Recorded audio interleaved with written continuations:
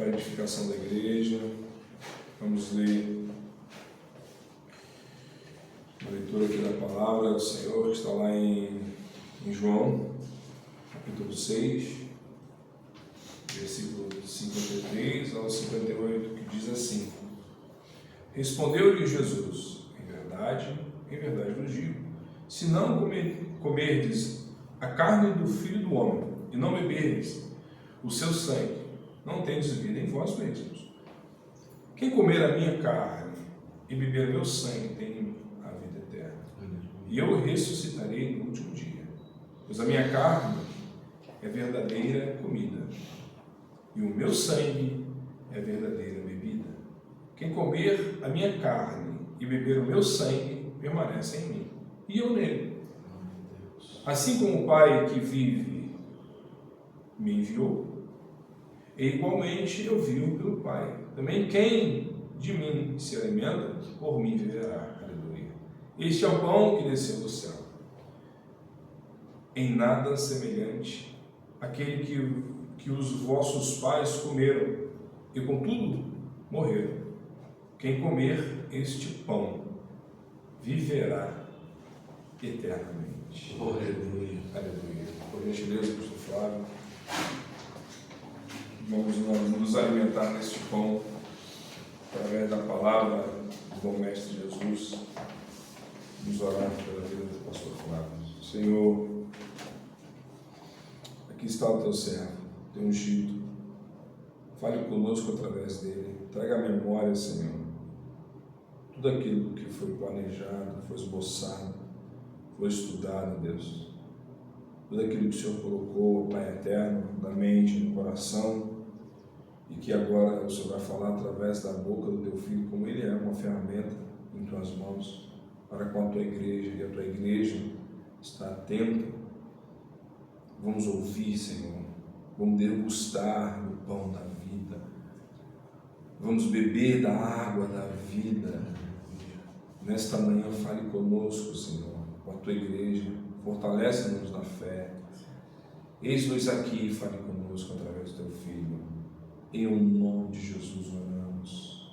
Amém. Amém. Amém. Glória a Deus. Aleluia. Deus é bom todo o tempo. Quem já pisou no Santo dos Santos em outro lugar não sabe viver. Essa é uma verdade,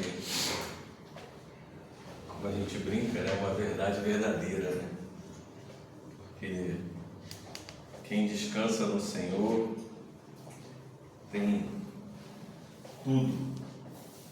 Mais um domingo que nós estamos aqui para honrar, glorificar o nome do Senhor. Nós aqui da Igreja Fiel damos toda a glória ao Senhor nas pregações, aos cultos, nos louvores, em orações, porque só Ele merece toda a honra e toda a glória. Amém. Hoje vamos dar continuidade no estudo em Marcos. Estamos caminhando para o final do livro e caminhamos para o momento que nos aflige um pouco, né, poder sentar. E esses momentos são momentos que são históricos.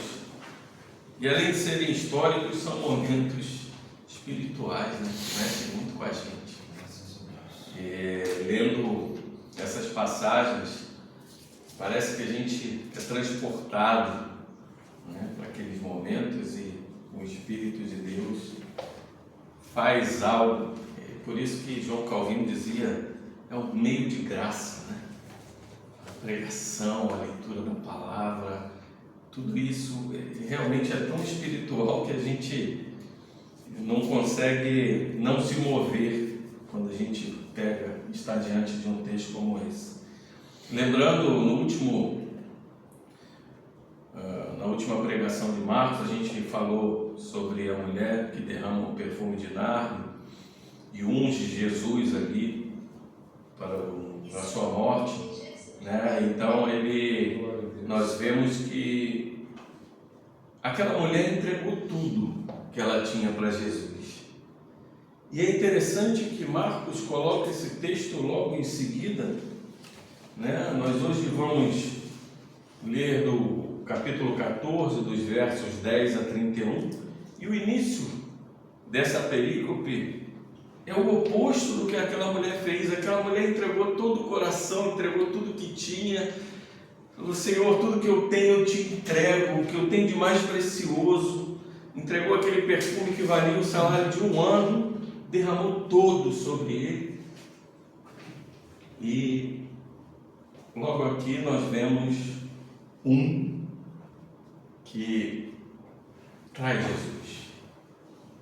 Então nós temos essa oposição, mas ao mesmo tempo que essas coisas acontecem, nós vamos ver aqui, nós vamos ler no texto, nós observamos o controle soberano de Cristo sobre tudo. Vamos ler o texto para que a gente possa entender um pouco melhor isso que eu estou falando.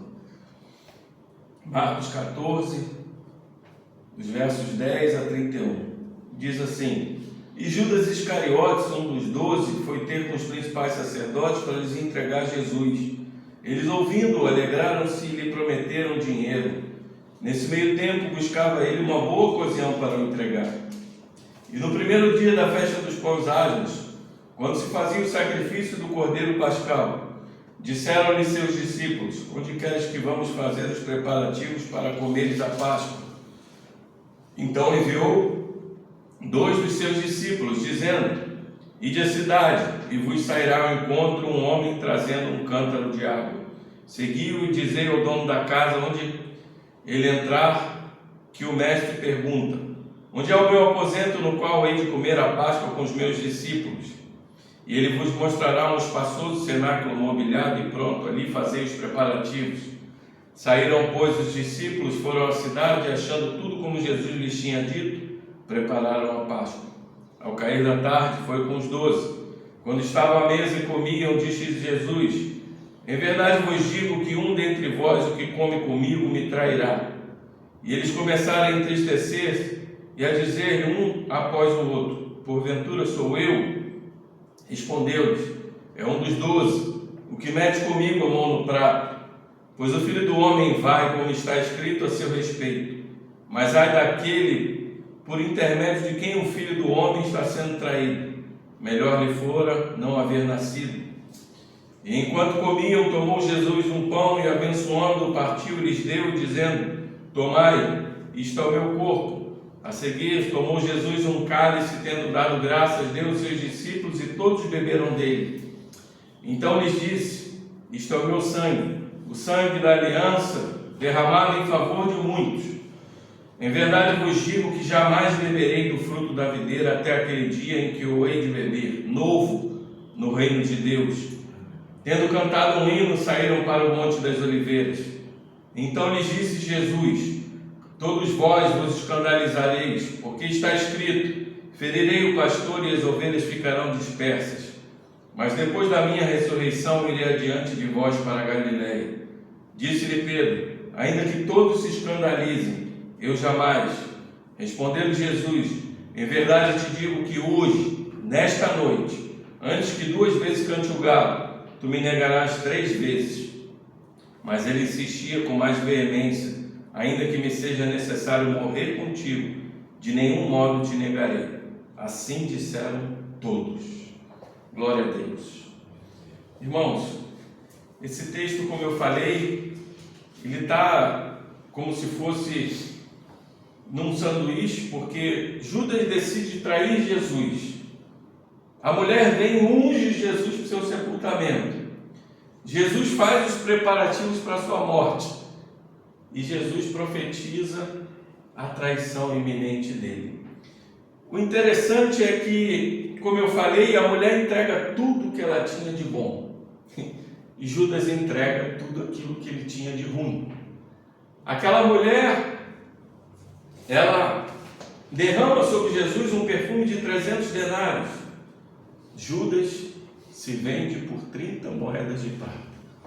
1/10 do valor que a mulher derramou mais ou menos sobre ele. E olha que interessante, muitas vezes vão dizer que Judas foi impelido por Cristo a fazer o que ele tinha feito. Mas o texto nos diz que Judas foi ter com os principais sacerdotes. Foi Judas que procurou eles para entregar Jesus. Provavelmente Judas tinha na mente dele: poxa, essa mulher derramou esse perfume, eu ia vender esse perfume, ia pegar o dinheiro, porque o próprio João diz que Judas era um ladrão, que ele roubava a bolsa ali dos apóstolos de vez em quando, e provavelmente ele já estava contando com esse dinheiro. Já que eu não tenho esse dinheiro, agora eu vou arrumar um outro dinheiro. E foi buscar os principais dos sacerdotes. E a gente vê que eles se alegraram. Eles se alegraram porque eles não esperavam que alguém pudesse entregar Jesus. E Jesus caminhava com eles e dizia: estiveram comigo até agora, mas não conseguiram me prender, né? Mas Judas encontra um momento ideal.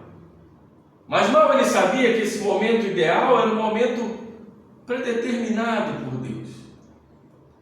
Como eu falei aqui na pregação passada, os principais sacerdotes não queriam matar Jesus na Páscoa, porque a Páscoa era uma festa de muita visibilidade. Mas Deus queria a morte do seu filho na Páscoa, porque ele é o Cordeiro Pascal, e essa morte teria que ocorrer. E é interessante que Judas procura se vender, enquanto aquela mulher procurou se entregar tudo aos pés de Jesus. Judas procura se vender. E quando você para pensar, Judas andava, caminhava, respirava com Jesus, comia com Jesus, levantava, ouvia os ensinos. Meus irmãos, isso nos ensina muito.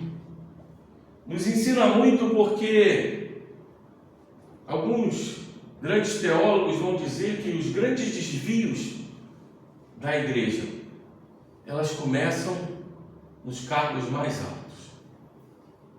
Os grandes desvios, sejam de doutrina, ou de roubo, ou de quer que seja, elas começam naqueles que estão mais próximos. E Judas era um próximo de Cristo.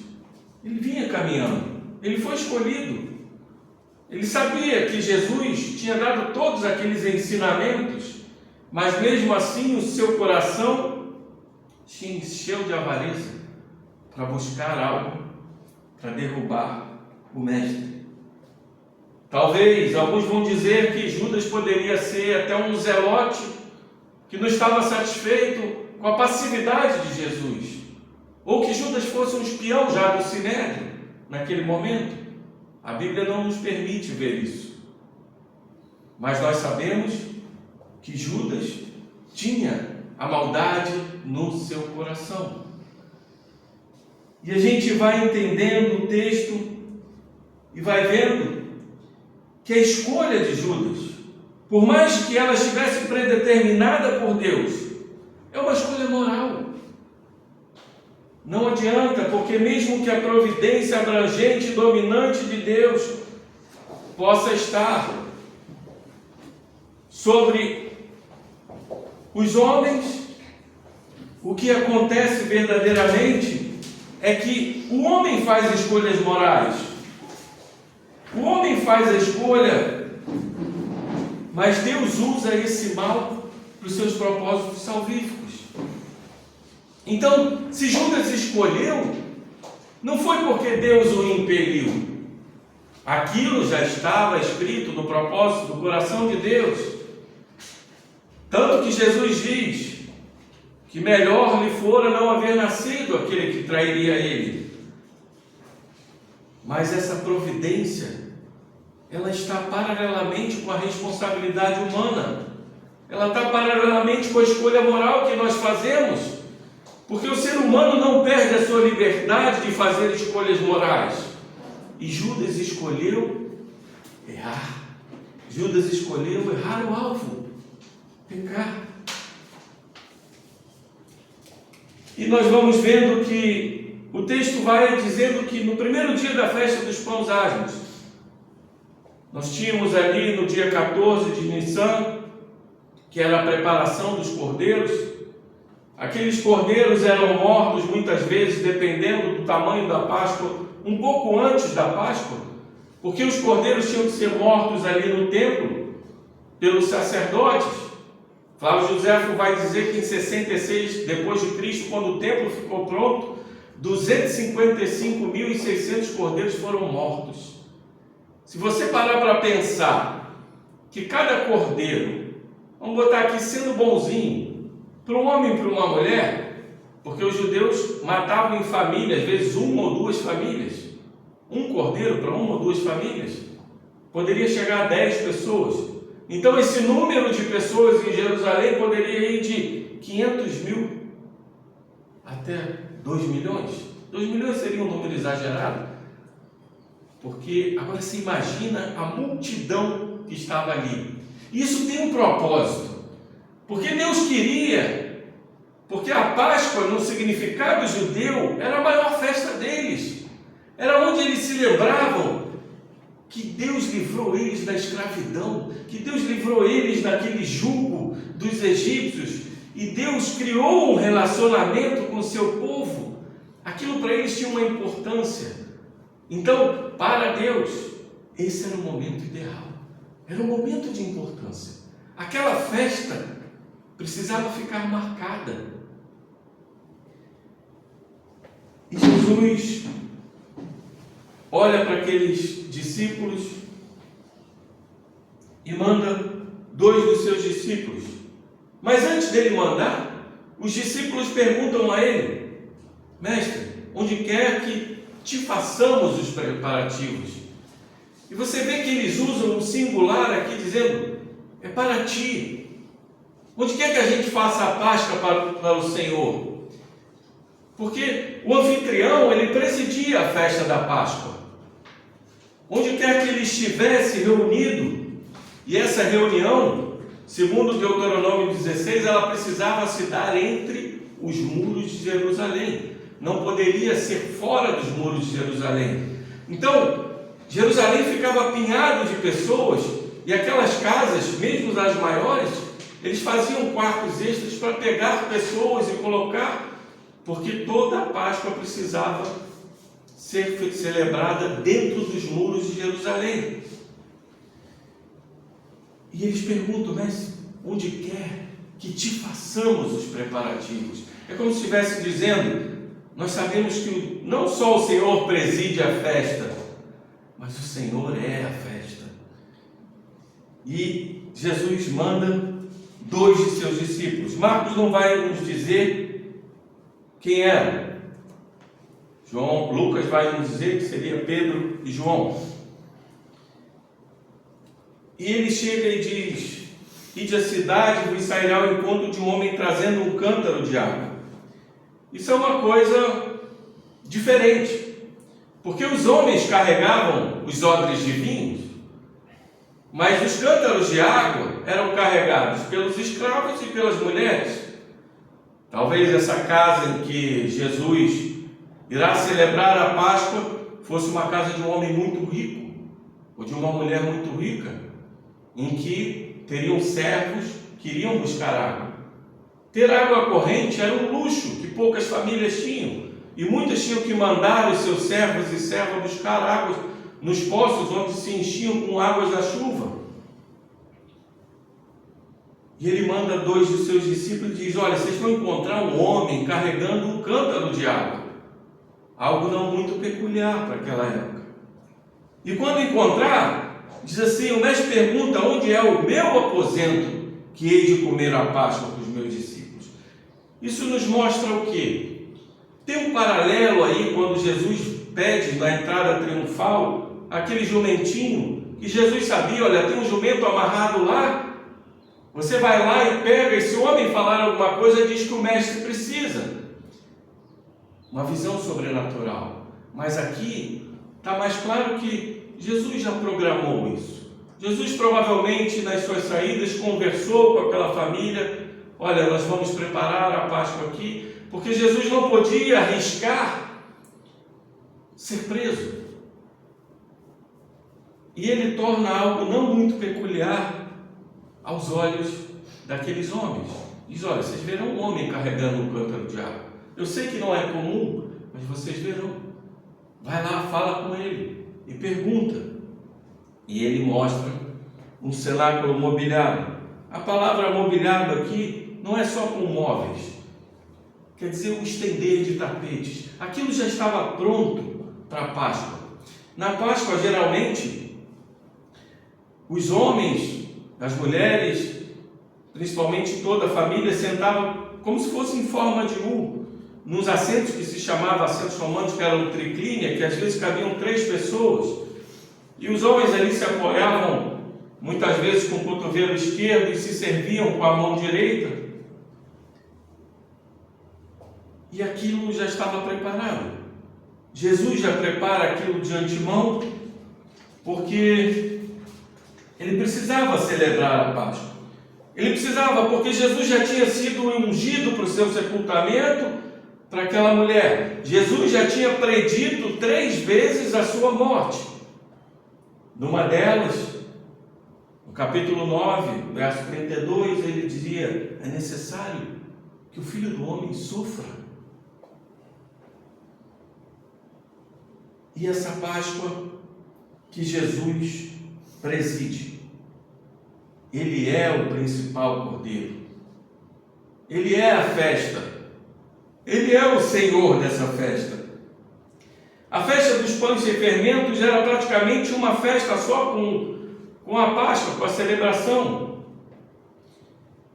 E aqueles cordeiros eram mortos e eram trazidos do templo para que à noite eles pudessem celebrar aquela festa. E nós precisamos ver que aqui, a partir do verso 17, nós temos de novo como se fosse um sanduíche, porque Jesus indica o seu traidor, ele celebra a última ceia e depois ele fala sobre a deserção dos discípulos. Ou seja, entre uma traição e outra, Jesus celebra a ceia. Muitas vezes nós focamos só em Judas, mas Jesus está nos alertando aqui, e Marcos, quando monta esse texto, está dizendo: olha, em meio a essa traição de Judas e essa deserção de discípulos, ele celebra a ceia conosco.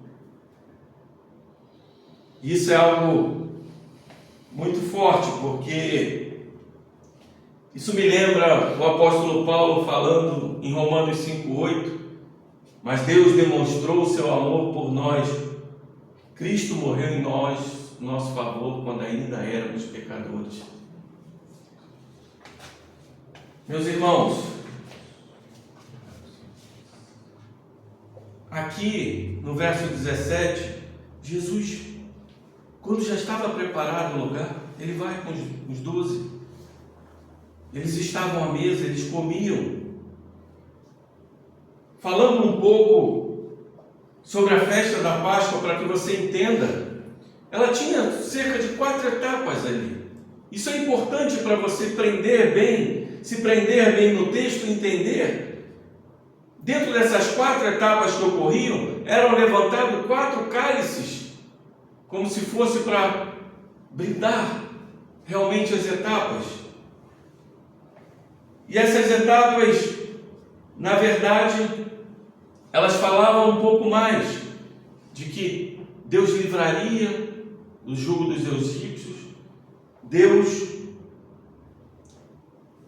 colocaria aqueles homens para sair do Egito, tiraria a escravidão deles, Deus daria o pão da aflição no deserto e depois levaria para uma terra prometida.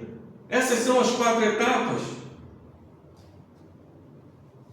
A celebração começava com a bênção do vinho. abençoava o vinho. Jesus fazia a bênção do vinho, aquela bênção judaica. Bendito aquele que nos dá o fruto da videira. E era seguido da primeira taça. Logo depois, o pão, as ervas, os frutos cozidos e os cordeiros eram colocados sobre a mesa. E o filho mais novo, geralmente daquela família, nesse caso aqui, algum discípulo, perguntava. Quando o filho mais novo perguntava ao pai: pai, por que essa noite é tão diferente, é tão especial das outras? O anfitrião da casa, o pai, dizia: essa foi a noite em que nós éramos escravos. Essa era a noite em que nós estávamos condenados à morte. E Deus, pelo sangue, pela matança de um cordeiro, pelo sangue colocado nas vergas das portas, nos umbrais, Ele nos livrou do anjo da morte e nos libertou da escravidão e nos fez comer o pão da aflição e as ervas amargas para nos dar uma terra prometida. E aquela história era falada. E assim que aquele homem terminava aquela história e explicava a essência da Páscoa, o segundo cálice era tomado. E aí, o pão sem fermento era abençoado. Nesse momento, Jesus levantou ali, e esse pão era abençoado. Bendito é aquele que nos dá o pão da terra. E quando Jesus fala isso, ele começa a dizer: em verdade vos digo que um dentre vós, os que comem comigo, me trairá. Quando a refeição estava sobre a mesa, quando aquele entendimento da Páscoa toda que eles tinham na mente dele desde criança, meus irmãos, para pensar um pouco. A nossa celebração de maior alegria na igreja, ela começa com uma declaração de traição. A nossa celebração de maior alegria e de vitória na igreja cristã, ela começa como uma traição. Aquele homem que se predispôs a libertar-nos da escravidão, a libertar-nos do jugo do pecado, a comermos durante muito tempo o pão da aflição, mas nos dá um novo relacionamento. Ele diz para nós aqui: tudo começou com uma traição. E eles começaram a se entristecer. A palavra no grego aqui, litém, entristecer, ela foi usada 2 vezes em Marcos. Na outra ocasião, era aquele jovem rico, quando Jesus diz para ele assim: vende tudo que tens e me segue. E aquele jovem saiu triste. Essa palavra só é usada quando a gente falha com Jesus. E aqueles discípulos sabiam que estavam falhando com ele. Mas é interessante que o nosso coração é um coração egoísta. É um coração que a gente olha individualmente somente para nós, e a gente começa também a apontar o pecado dos outros. Mas eles começaram a entristecer e um por um foram perguntando: porventura sou eu? Porventura sou eu? E Jesus deixa aquela incógnita. Mas olha que interessante, ele responde a eles assim: é um dos 12. Se você imaginar que aquela sala de banquete, se você pegar em 1 Samuel 9:22, se eu não me engano, uma sala de banquete estava em torno de 30 pessoas. Vamos supor que aqui tinham mulheres, crianças, tinham os apóstolos, todo mundo. E Jesus diz assim: ó, aqueles que você pensa que poderia ser, que são os que não andam comigo, não me trairão. É um que anda comigo. Isso fala muito para nós. Porque as grandes traições, meus irmãos, não vem quem está de fora. a grande traição ao coração de Deus, ela surge no âmbito da igreja. Ela surge no âmbito do coração daqueles que têm relacionamento. A mesa, como eu já falei aqui na outra pregação, a mesa era algo íntimo. O judeu não chamava para a mesa uma pessoa que não fosse íntima, uma pessoa que tivesse relacionamento profundo. Aquilo era familiar. Jesus considerava aqueles homens a família deles. Você vai lembrar, lá em Marcos 6, quando é dito, a tua família está aí fora, ele diz assim, aquele que faz a vontade de meu Pai, esse sim é meu irmão, irmã, é a minha família. Essa era a família dele. E a traição vem do seio da sua família, dos íntimos. Lembra quando eu falei aqui que os grandes desvios, os grandes erros, as grandes traições, elas surgem no âmbito do relacionamento mais profundo? E Jesus continua, é o que mete comigo a mão no prato. Existia um prato de ervas amargas, em que aqueles homens pegavam o pão e molhavam para comer. E sabe, olha que interessante, a festa da Páscoa praticamente se baseava no cordeiro, e aqui não tem menção ao cordeiro, somente ao pão e o vinho. E por que esse texto não faz menção ao cordeiro? Porque o verdadeiro cordeiro se fazia presente naquela celebração, porque o verdadeiro cordeiro estava de frente deles para ser morto. E ele não seria morto por um sacerdote, ele não seria morto por uma pessoa que estava longe dele, ele seria morto por Pedro, Tiago, João, Judas, nós, eu e você. Porque a morte de Jesus é uma morte substitutiva. A morte de Jesus não te dá possibilidade de ser salvo. A morte de Jesus é uma morte que diz assim, eu morri por você e paguei por você. Ela não abre uma possibilidade de ser salvo. Ela já te salva. Ela te livra do jugo, da condenação. Porque isso é como se fosse um termo penal, ela é substitutiva. E desde antes da fundação do mundo, o Cordeiro já tinha sido morto por aqueles que o Pai enviou. Porque Jesus diz, aqueles que meu Pai me enviou, eu não perderei nenhum.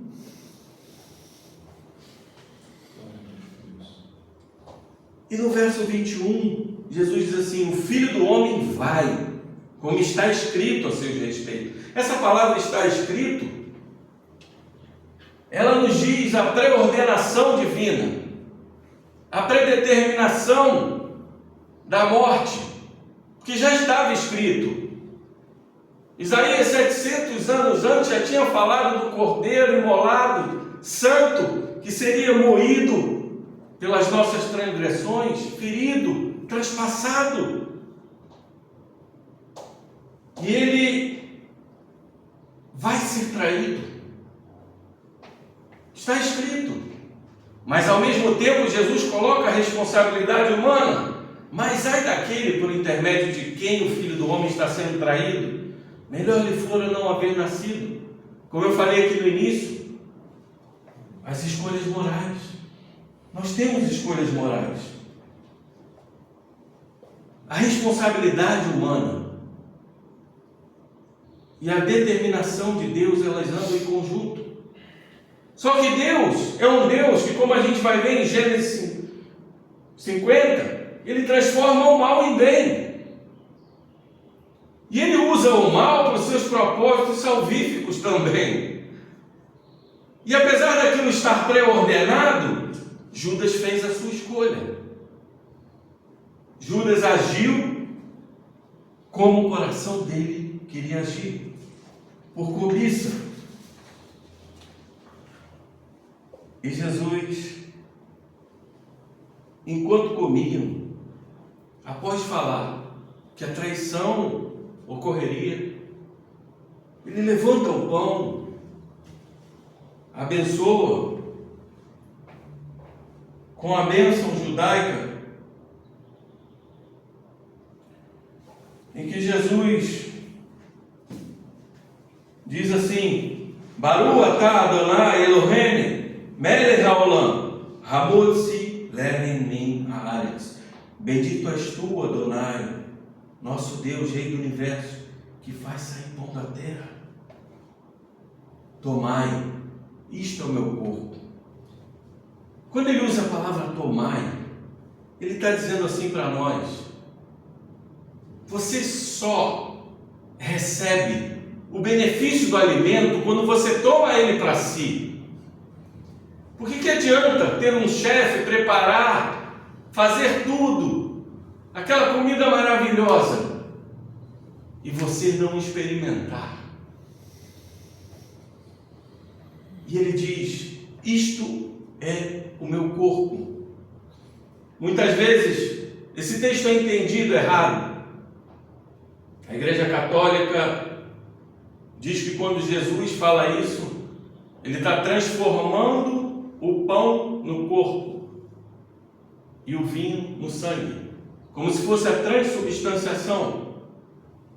Lutero também entendeu esse texto de forma errada, dizendo que existia um mistério ali, em que ele não sabia como, mas que aquilo era o sangue e o vinho. Era o sangue, o vinho era o sangue e o pão era o corpo. Mas o verdadeiro entendimento é que Jesus, falando aqui no aramaico, a palavra grega aqui é o estin, que é o ela não tem no aramaico. É como se Jesus estivesse dizendo assim: isto, meu corpo. É como se você estivesse dizendo para nós assim: esse pão que eu estou abençoando significa o meu corpo. Não é nem questão de representa, porque representa é algo simbólico, é algo mais profundo, é o significado. É como se ele estivesse dizendo para nós assim: sabe aquele pão que vocês comeram, que vocês chamam do pão da aflição? Eu sou o pão da aflição. Sabe aquele pão que vocês diziam que era o pão que vocês lembravam, que vocês passaram, que vocês celebram em todo ano na festa da Páscoa? Eu sou esse pão. O significado é esse. A seguir, Jesus, quando ele abençoa o pão, ele toma aquele terceiro cálice ali, e ele, tendo dado graças também, ele dá aos discípulos. E o interessante é que eles estão usando o mesmo cálice. Jesus está criando uma comunidade para dizer assim: olha, todos vão comer do mesmo pão e todos vão beber do mesmo cálice. Ele deu aos discípulos, e a palavra aqui é: todos beberam dele. Meus irmãos, o que eu quero dizer para vocês? Todos beberam dele.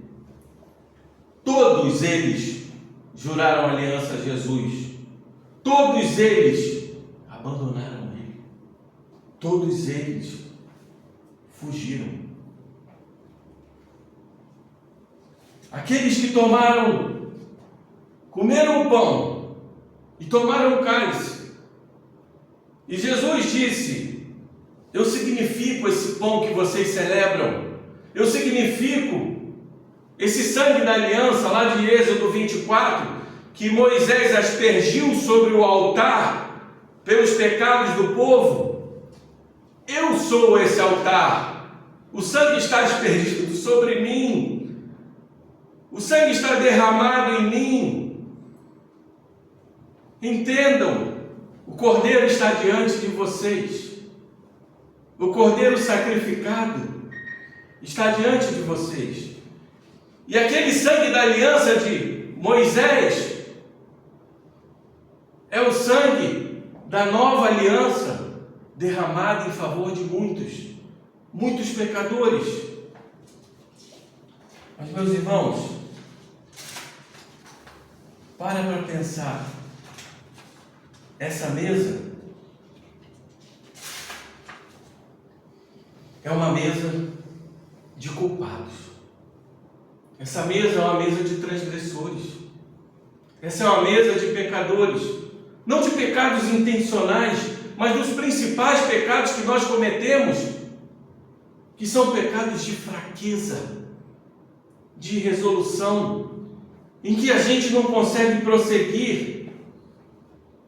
A palavrinha usada no grego aqui, escandalizem, é como se fosse assim, é algo passivo. Não é algo que vocês cometem intencionalmente, mas é algo que, se tiver uma pressão, vocês vão cometer. E essa pressão vocês não podem sofrer, porque sou eu que tenho que sofrer, sou eu que preciso receber o cálice da ira de meu Pai. Porque um pouco de pressão a vocês já vão correr. E se a gente lembrar, quando Jesus estava no Gólgota, naquela cruz, apenas João estava presente. Todos os outros estavam de portas fechadas, com medo, covardes, recuaram. Meus irmãos, essa não era uma mesa de mérito, era uma mesa de graça. Essa não era uma mesa em que dizíamos, esses homens têm valores, porque Jesus diz assim, aquele que vai me trair, e ele toma a ceia, e ele diz, eu sou esse pão da aflição, porque eu serei afligido, eu sou esse sangue da nova aliança, porque eu sou o sangue aspergido, e eu sou o Cordeiro que morro em favor de muitos. Mas quando vai para a última etapa, que eu falei daquelas etapas, que era o cálice da terra prometida, quando eles estão ali, eles cantam. A criança perguntou do pai, o pai falou daquela noite especial da Páscoa, e era entoado os salmos de Halel, que eram de 113 a 118. E quando a criança termina ali de ouvir o pai, eles entoavam os salmos 113 e 114. Mas aqui, depois de abençoar o pão e o vinho, e que nós vamos ver mais à frente nesse texto, que diz assim, eles cantaram um hino. O hino aqui seriam os salmos 115, 116, 117, 118. Salmos Halel, que se chamam. E Jesus, no último cálice, ele diz assim, eu não mais beberei, até aquele dia em que hei de beber, novo, no reino de Deus. O que Jesus está querendo dizer para nós e para aqueles discípulos? Olha, vocês comemoram que a festa da Páscoa terminou, porque vocês estão na terra prometida, e vocês levantam esse cálice para dizer está consumado, mas ainda não está consumado, porque a verdadeira Páscoa é do Cordeiro de Deus que foi morto em pecado de muitos, por pecado de muitos, e eu virei, e eu retornarei, e eu estabelecerei o reino de Deus, e aí sim, quando no reino de Deus novo, eu levantarei esse cálice e celebrarei e dizer, está consumado. O reino de Deus está colocado. Por isso Jesus não toma esse último cálice, porque havia uma falta ainda. Ele precisava ser morto. E eles saíram em direção ao Monte das Oliveiras. Essa casa provavelmente era ali na cidade alta, onde tinha as maiores casas. Dali para o Monte das Oliveiras, talvez uns 15 minutos. próximo ali ao tanque de Siloé, porque se o homem estava carregando esse cântaro de água, devia ser próximo ao tanque de Siloé. O tanque de Siloé, ele era abastecido pelo túnel de Ezequias, né? Fez um desvio do ribeiro Gion, que era o único ribeiro que entrava ali em Jerusalém. E eles começam a caminhar em direção ao Monte das Oliveiras. E Jesus diz a eles: todos vós vos escandalizareis, porque está escrito: ferirei o pastor e as ovelhas ficarão dispersas. Aqui é como se ele estivesse dizendo aquela profecia de Zacarias 13, em que o pastor será ferido, em que o servo de Deus será vindicado, e todos aqueles que lutaram contra ele serão derrubados. Zacarias 13, 7.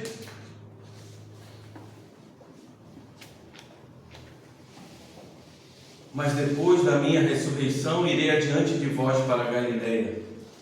Meus irmãos, que texto lindo, porque Jesus está prenunciando a sua morte. Jesus começa falando de uma traição. Jesus fala que todos comeram e beberam dos cálices. E ele diz: o pastor, o rei pastor será ferido. O rei pastor será ferido. As ovelhas serão dispersas.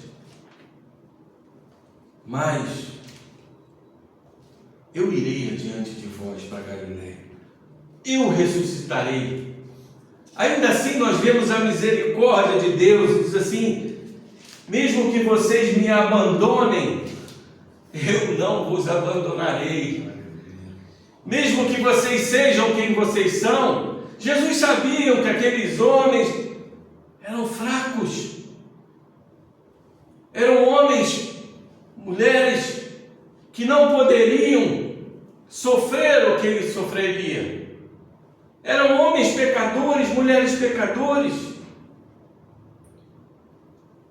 E ele fala para eles: mesmo sabendo de todos os defeitos de vocês, mesmo sabendo quem vocês são, mesmo sabendo o que vocês fazem contra mim, como secou ao longo dos séculos, como secou nos nossos corações, ao longo dos séculos, nós comemos desse pão, nós bebemos desse cálice, a cada ceia, e nos lembramos desse significado da morte de Cristo, que Ele se entregou por nós.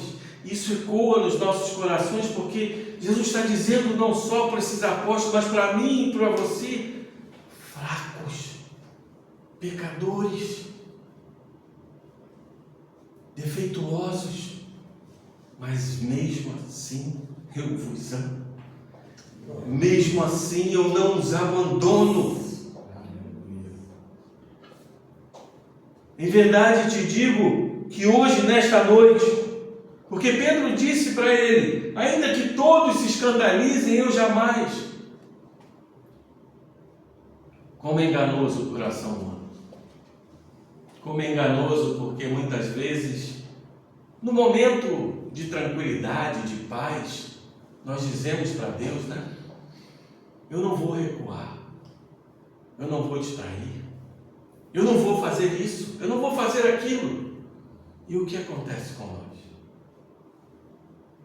Quantos homens, mulheres de Deus já caíram na história cristã?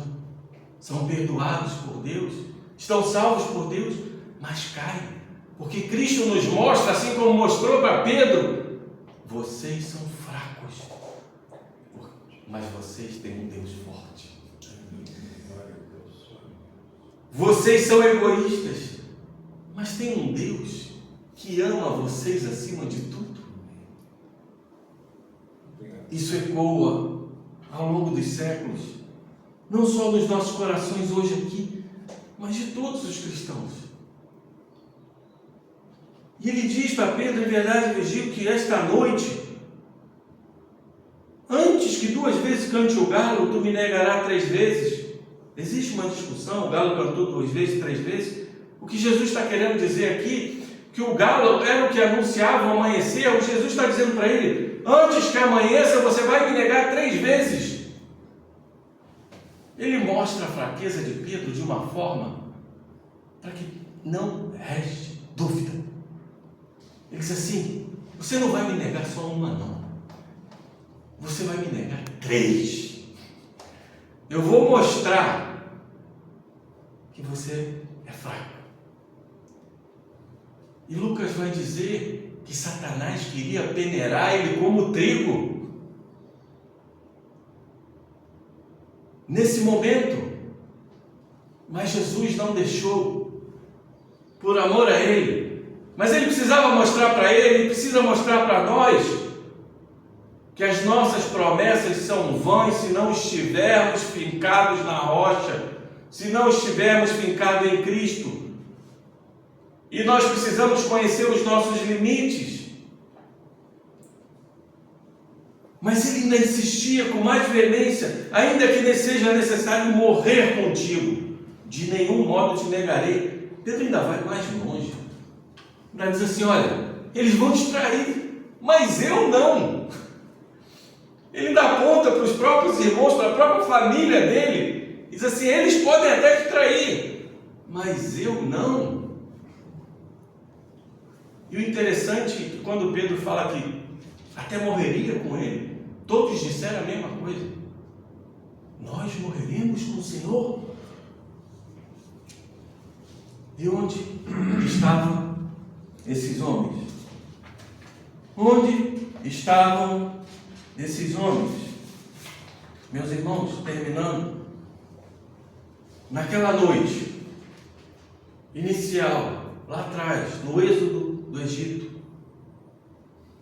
ou um cordeiro seria morto, ou uma criança seria morta. Aquela noite, todos, independente de ser judeu ou gentio, se não estivessem cobertos pelo sangue do cordeiro, seriam mortos. Aquela mensagem do Êxodo é muito mais profunda, porque quando o judeu olha para ela, ele diz assim: nós fomos salvos. E talvez no coração deles eles entendam que teria mérito. Mas o que Cristo fala naquela mensagem é: se não tivesse um substituto, se não tivesse esse sangue na porta, até os filhos de vocês seriam mortos. Até vocês seriam mortos. E assim é hoje, porque quando a gente ceia, quando a gente come desse pão, a gente falou aqui na aula sobre sacramentos, é muito mais, meus irmãos, do que um simbolismo. Quando a gente come desse pão e bebe desse vinho, é como se a gente estivesse falando assim: eu sei de onde eu vim, eu sei quem eu sou, eu sei que eu sou falho, eu sei que eu sou pecador, mas esse Deus maravilhoso me tirou da escravidão do pecado, morreu por mim, se entregou por mim, e hoje eu tenho um novo relacionamento com Ele. E esse novo relacionamento, Ele é o prato principal, Ele é a ceia, Ele é a Páscoa, Ele é a festa. É como se Ele estivesse dizendo para nós: sabe daquele cordeiro que João Batista falou, daquele cordeiro que Isaías falou? Sou eu. Sabe a verdadeira libertação?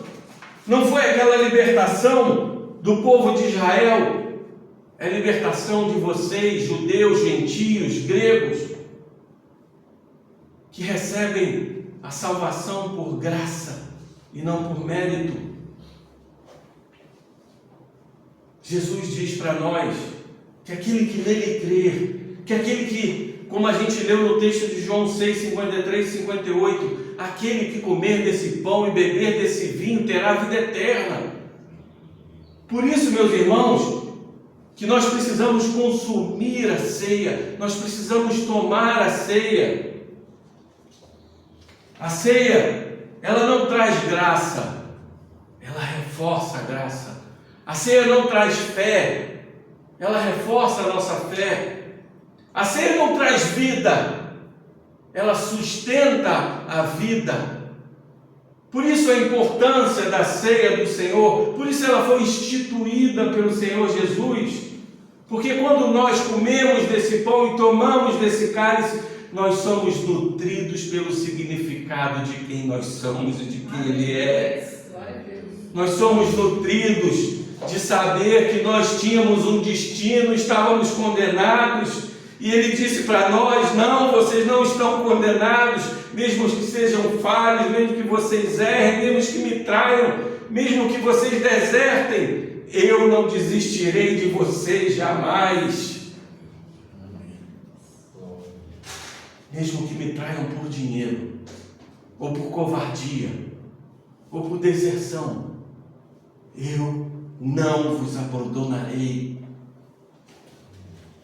Essa ceia é algo muito profundo, porque se a gente sabe que recebeu uma nova vida, sabe que vive na misericórdia de Deus por intermédio de Cristo, a gente se recorda com gratidão da morte daquele que se entregou em favor de mim, de você, de Moisés, de Arão, de Pedro, de Tiago, de João, de tantos outros homens de todas as eras, tantas outras mulheres, crianças.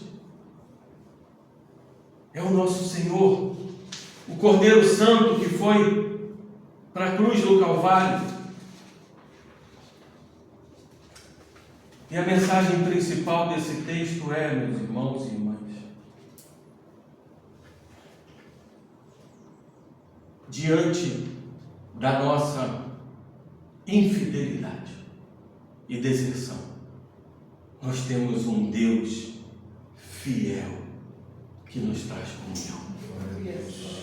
Diante de quem nós somos, diante dos nossos erros, diante de tudo que a gente já fez contra Ele, Ele ainda diz para mim: filho meu, filha minha, eu não vos abandonarei, porque eu sou o Cordeiro Santo que morri por vocês, eu sou o Cordeiro Santo que comi o pão da aflição, que derramei o sangue da aliança em favor de muitos.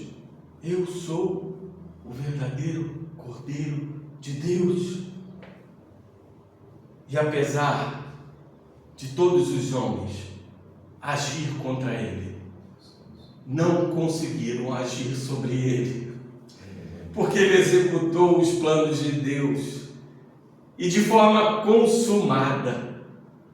A verdadeira Páscoa, ela já foi feita, mas ainda aguardamos o quarto cálice, ainda aguardamos aquele cálice que Jesus disse assim: não beberei até que venha o reino de Deus.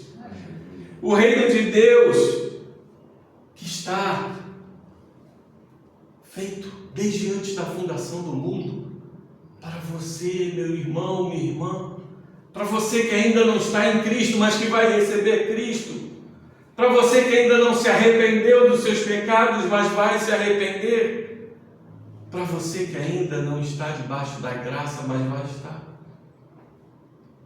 Haverá um dia em que o Senhor Jesus abrirá os braços para nós e dirá: vinde benditos de meu Pai, vinde receber o reino que está preparado desde antes da fundação do mundo.